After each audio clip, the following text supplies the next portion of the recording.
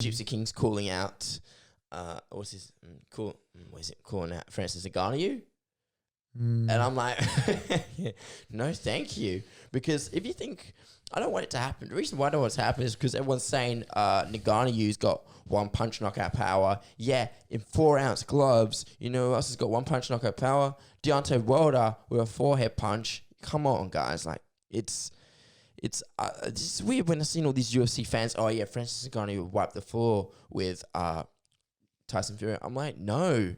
Tyson Fury is a phenomenal boxer who's known for knocking out guys with one punch power. So, I mean, if Deontay Wilder couldn't beat Tyson Fury, what makes you think that the larger non-boxer can? Now, I know that Francis Ngannou has one punch knockout power. We know that. We know he's incredibly athletically gifted. We know that.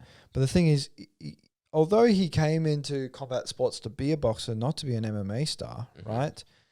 MMA is his home. And I know he wants to do boxing in the future. I think that's brilliant, right? I definitely want to see that, right? But Tyson Fury would be able to knock people out with 4-ounce gloves, as can Francis Ngannou and Deontay Wilder, right? So I don't think that diminishes Francis Ngannou's power, but I do feel like with Francis Ngannou's win over Stipe and his, large resume of first round finishes, I think they place a little bit too much on Francis Ngannou's power, and they really should be thinking about the skill level of Tyson Fury, because that is the best of the best in terms of heavyweight boxing. And it's just obviously scary move, because Francis Ngannou, look, first and second round, fucking scary. Yeah. Really fucking scary.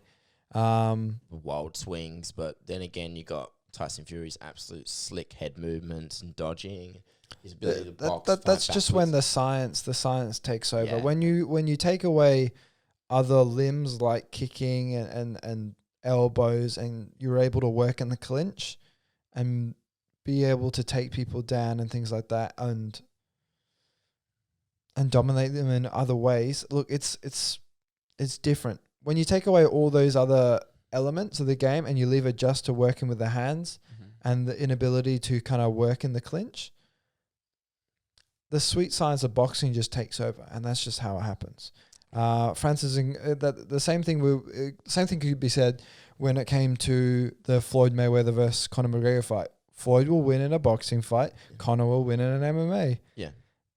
Francis Ngannou will win in MMA. Tyson Fury will win in boxing. So that the same thing can be said. So I don't see that being a thing happening in the future, right? Would I watch it? Fuck yes, I would. I would watch but that. I would take Tyson Fury. Even though I'm a huge MMA fan, I love Francis Ngannou, I love his story. That's just when the sweet science of boxing prevails, and obviously Tyson would open as the heavy favorite, but I don't know if it will come to fruition. Even if it did, I would take Tyson Fury all day for a massive payday. 100%.